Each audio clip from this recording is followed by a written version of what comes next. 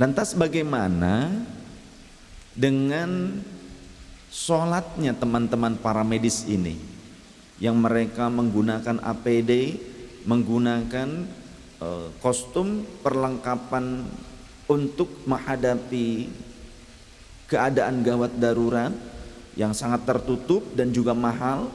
Mungkin harga satuannya sekitar 500.000 rupiah untuk saat ini, bahkan di sebagian tempat bisa lebih daripada itu harganya ya, terlebih jika memang dijual oleh orang-orang yang hanya ingin mendapatkan keuntungan untuk pribadi saja, bisa dijual dengan harga 1 juta lebih. Kostum APD ini hanya bisa digunakan mungkin sekali pakai, bahkan ketika mereka sudah menggunakannya mereka tidak bisa minum pada saat itu. Mereka pun harus menahan pipis mereka sampai berjam-jam. Karena apa? Kelangkaan APD membuat mereka harus menghemat penggunaannya. Itu perjuangan mereka. Di satu sisi mereka bekerja di luar batas kemampuan tubuh mereka dengan waktu istirahat yang sangat sedikit. Kemudian mereka harus menghemat APD tersebut, sehingga mereka kadang waktunya ingin kencing pun mereka menahannya.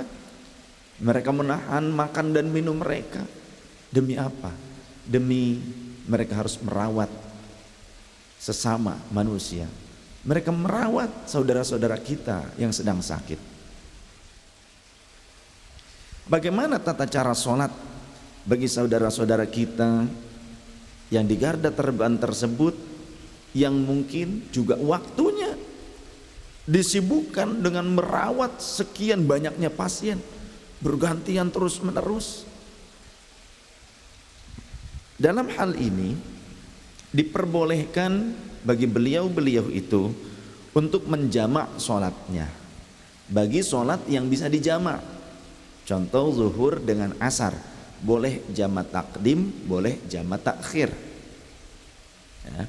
Kalau asar mungkin ditarik ke waktu zuhur, atau juga zuhur ditarik ke waktu asar, atau maghrib dengan isya, atau sebaliknya isya dengan maghrib. Jangan asar dengan maghrib atau maghrib dengan asar, jangan. Juga isya dengan subuh jangan, atau subuh dengan zuhur jangan. Nah, jadi ada yang bisa dijama, zuhur dengan asar atau sebaliknya, kemudian maghrib dengan isya atau sebaliknya. Bagaimana dengan subuh? Jika beliau-beliau itu saudara-saudara kita yang mereka bertugas luar biasa ini untuk melaksanakan sholat subuhnya, bagaimana dengan kostum APD tersebut sedangkan mungkin belum wudhu? Maka silahkan laksanakan sholat lihormatil wakti. Lakukan saja sholat dengan seragam Anda tersebut sebisa Anda. Kemudian ketika nanti Anda sudah melepaskannya, Anda tinggal mengqadha sholat subuhnya di waktu yang lain. Namanya sholat lihormatil wakti. Dari mana dasarnya pelaksanaan sholat jamak tersebut? Ada keterangannya. An Ibni Abbasin, diriwayatkan dari sahabat Abdullah bin Abbas radhiyallahu anhuma, anna Nabiyya sallallahu alaihi wa alihi wasallam, sesungguhnya baginda Nabi sallallahu alaihi wasallam, shalla bil Madinati sab'an wa thamaniyan az-zuhra wal asra wal maghriba wal isya'a. Faqala Ayyubu la'allahu fi lailatin matiratin, qala asa. Baginda Rasul sallallahu alaihi wasallam salat di Madinah sebanyak 7 rakaat, wa thamaniyan, dan juga 8 rakaat. Maksudnya kalau 7 adalah maghrib dengan isya, 3 dengan 4. Kemudian kalau 8 zuhur dengan asar. Kemudian Ayyub berkata, la'allahu fi lailatin matiratin. Mungkin pada saat itu adalah hari yang memang penuh dengan derasnya hujan, atau masa-masa yang memang penuh dengan hujan, di hari yang membuat genangan air yang cukup berlumpur. Maka qala sahabat Abdullah bin Abbas berkata, asa, ya mungkin saja pada saat itu adalah hari di mana genangan air terjadi di Madinah diakibatkan musim-musim hujan yang sangat deras. Keterangan ini terdapat di dalam riwayat Imam Bukhari, dalam Sahihul Bukhari. Sehingga Imam Ibnu Hajar Al-Asqalani di dalam kitab Fathul Bari Syarah Sahihul Bukhari juz kedua halaman 24, beliau menjelaskan, qad dhahaba jama'atun minal a'immati ilal akhdhi bi dhahiri hadzal hadithi. Sungguh sebagian daripada ulama, daripada imam mujtahid, mereka mengambil zahir hadis ini, fajawwazu fil hadri lil hajati mutlaqan. Sehingga sebagian a'immah, sebagian para imam, ahli fiqih, ahli hadis, ahli tafsir tersebut, ahli mujtahid, ahli ijtihad, mereka ada yang memperbolehkan pelaksanaan sholat jamak fil hadari, di tempat kita sendiri ketika kita tidak dalam keadaan perjalanan keluar kota. Kita sedang hudur di tempat kita, di kota kita sendiri, lil hajati, karena ada sebuah hajat, sebuah kepentingan mutlakon secara mutlak. Lakin bisyarti alla yattakhidha dzalika 'adatan, akan tetapi dengan syarat tidak boleh itu dijadikan sebuah kebiasaan dalam jangka waktu yang sangat panjang. Wa mimman qala bihi, dan diantara orang yang berijtihad, yang berfatwa demikian adalah Ibnu Sirin, Imam Ibnu Sirin, wa Rabi'ah dan Imam Rabi'ah, wa Ashhab dan Imam Ashhab, wa Ibnul Munzir dan Imam Ibnul Munzir, wal Qaffalul Kabir dan Imam Al-Qaffalul Kabir, wa hakahu, dan telah menghikayatkan tentang semua ini siapa? Al-Khattabi, Imam Al-Khattabi, an jama'atin min ashabil hadis, dari sebagian para periwayat hadis. Wastadalla lahum bima waqa'a an 'inda muslimi, dan mereka beristidlal, berdalil dengan menggunakan sebuah riwayat atau beberapa riwayat dari Imam Muslim radhiyallahu an fi hadzal hadithi, di antaranya dalam hadis yang ini yang tadi sudah saya bacakan, min tariqi Sa'id bin Jabir. Di antaranya riwayat ini, mohon maaf, di antaranya dalam riwayat hadis ini dari jalan Sa'id bin Jabir, qala, ia berkata, faqultu li bani Abbasin lima fa'ala dzalika, maka aku kemudian bertanya kepada sahabat Abbas radhiyallahu an, kenapa Rasulullah melakukan hal ini, menjamak tersebut? Qala, sahabat Abdullah bin Abbas radhiyallahu anhu menjawab, arada alla yahraja ahadan min ummatihi. Rasulullah mengharapkan supaya tidak menyulitkan seseorang dari kalangan umatnya. Rasulullah ingin memberikan solusi kepada umatnya di saat-saat tertentu.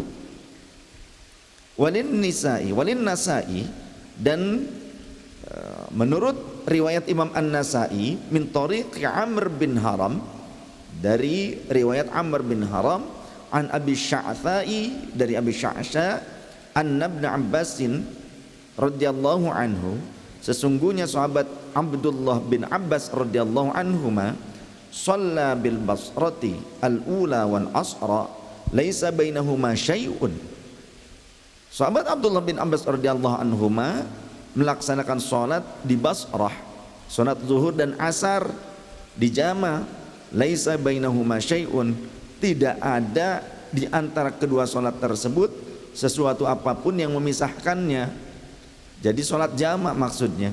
Wal maghrib wal isya'a laisa bainahuma syai'un, juga menjamak salat maghrib dan isya. Fa'ala dzalika min syughlin, beliau melakukan itu karena ada kesibukan yang menimpa beliau yang sangat luar biasa. Ada hal yang luar biasa yang membuat beliau Sulit untuk bisa melaksanakan sholat tepat pada waktunya kecuali dengan dijama. Wa fihi rafa'ahu ila Nabi sallallahu alaihi wasallam, dan hadis ini disandarkan kepada baginda Nabi sallallahu alaihi wasallam. Keterangan ini terdapat di dalam kitab Fathul Bari Syarah Sahihul Bukhari Imam Ibnu Hajar Al-Asqalani juz kedua halaman 24. Juga terdapat di dalam Al-Majmu' Syarah Muhadzab karya Imam An-Nawawi, far'un fi madzahibihim fil jam'i fil hadari bila khaufin wala safarin wala matarin wala maradin, tentang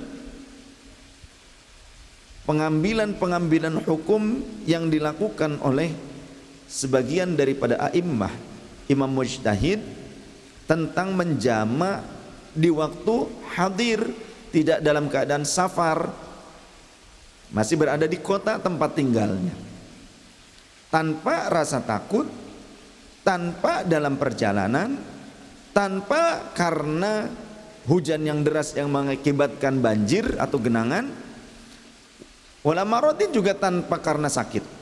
Bagaimana pendapat mereka para a'immah? Madhabuna wa madhabu Abi Hanifah wa Malikin wa Ahmad wal jumhur. Madhab kami, kata Imam An-Nawawi, yakni Asy-Syafi'iyah, karena Imam An-Nawawi adalah mujtahid tarjih madhab Syafi'i, pengikut Imam Syafi'i. Walaupun beliau seorang mujtahid, tapi beliau tetap ikut dengan Imam Asy-Syafi'i. Beliau berkata bahwa madhab kami yakni Syafi'iyah dan madhab Imam Abi Hanifah, juga Imam Malik, juga madhab Imam Ahmad bin Hanbal wal jumhur, dan juga jumhurul ulama, madhab-madhab yang lainnya, madhab-madhab yang besar, yang umum, secara umum para ulama mereka berpendapat annahu la yajuzu, sesungguhnya tidak boleh. Ya, sekali lagi, para ulama mereka mengatakan tidak boleh menjamak sholat fil hadari, di dalam kotanya sendiri, di daerah tempat tinggalnya sendiri, jika tidak ada rasa takut yang mencekam, yang membahayakan atas jiwanya, jika tidak dalam perjalanan yang mencakup masafatul qasri, perjalanan yang jaraknya boleh diqasar sekitar 81 km atau lebih, jika tidak karena kebanjiran, tergenang masjidnya karena musim hujan, ataupun perjalanannya, ataupun rumahnya, jika tidak karena sakit. Setuju para ulama, mereka mengatakan tidak diperbolehkan jamak, kecuali tadi jika dalam kondisi salah satunya ada rasa takut yang mencekam seperti wabah virus tersebut. Wahaka, dan telah menghikayatkan siapa Ibnul Munzir, Imam Ibnul Munzir, an ta'ifatin, dari sebagian para a'immah, jawazuhu bila sababin, ada katanya mujtahid yang mengatakan boleh menjamaknya walaupun tanpa sebab. Ada satu kelompok. Jadi ta'ifah di sini satu kelompok. Qala wa jawazahu Ibnu Sirin, dan beliau menceritakan bahwasannya Imam Ibnu Sirin memperbolehkannya, yakni memperbolehkan jamak lihajatin, karena ada keperluan mendesak yang tidak bisa tidak, atau yang mengharuskannya untuk melaksanakan jamak walaupun fil hadari au ma lam yattakhidhu adatan, ya, selama tidak menjadikannya sebagai kebiasaan. Keterangan ini terdapat dalam Al-Majmu' Syarah Muhadzab juz kelima halaman 503 sampai 505. Lantas bagaimana dengan sholat subuh? Karena sholat subuh tidak bisa dijamak, harus tetap dilaksanakan pada waktunya. Tapi jika para medis kita sedang menggunakan APD yang tidak mungkin saat beliau bertugas ini melepaskannya karena harus menggunakan yang baru lagi nantinya, standarnya seperti itu, maka boleh dengan sholat dihormatil waktu. Jadi sholat saja dengan menggunakan kostum perlengkapan tersebut pada saatnya, sebisanya saja lakukan sholat sebisanya, ya. Walaupun menggunakan pelindung wajah, helm lain sebagainya, tidak bisa dicopot, bagaimana ini? Kalau dicopot ya harus nanti menggunakan APD yang baru, contoh seperti itu. Sudah, lakukan sholat sebisa Anda sekalian teman-temanku dengan niat lihormatil waktu. Belum wudu, tidak masalah, sudah sholat lihormatil waktu. Menghormati waktu yang diwajibkan sholat dengan sebisanya, dengan kondisi yang tidak memungkinkan seperti itu untuk melepaskannya. Nanti kalau sudah melepaskan pakaiannya, APD-nya, barulah mengqadha sholat subuh tersebut. Dari mana dasar hukumnya sholat lihormatil waktu? An Aisyah radhiyallahu anha, diriwayatkan dari Sayyidah Aisyah radhiyallahu anha, annaha ista'arat min asma'a qaladatan. Sayyidah Aisyah itu pernah meminjam kalung dari adiknya yang bernama Sayyidah Asma binti Abu Bakar Siddiq radhiyallahu anhuma, berupa qaladatan, kalung. Fahalakat, maka ternyata terus hilang, kalung itu hilang. Faarsala Rasulullah sallallahu alaihi wasallam nasan min ashabi fi talabiha. Maka Rasulullah mengutus beberapa orang atau seseorang dari kalangan sahabatnya untuk mencari kalung tersebut. Fa'adrakat humus sholatu, namun mereka ternyata memasuki waktu sholat ketika mencari kalung Sayyidah Aisyah yang dapat meminjam, hasil meminjam daripada Sayyidah Asma tersebut yang hilang. Ternyata mereka memasuki waktu sholat. Lantas bagaimana keadaan mereka? Mereka fasallau bi ghairi wudu'in, kemudian mereka melaksanakan sholat tanpa wudu. Rawahul Bukhari, yang kemudian disyarahi oleh para ulama tentang bolehnya sholat lihormatil waktu.